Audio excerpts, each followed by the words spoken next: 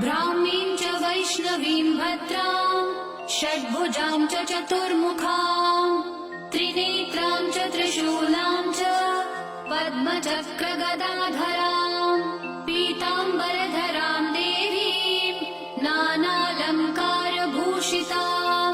तेजःपुञ्जधरां श्रेष्ठां ध्यायेत् बालकुमारिकाम् ओङ्कारलक्ष्मीरूपेण विष्णोर्हृदयमव्ययम् विष्णुमानन्दमध्यस्थम् ह्रीङ्कारबीजरूपिणी ॐ क्लीं अमृतानन्दभद्रे सत्य आनन्ददायिनी ॐ श्रीं दैत्यभक्षरदां शक्तिमालिनि शत्रुमर्दिनी तेजःप्रकाशिनी देवी वरदा शुभकारिणी ब्राह्मी च वैष्णवी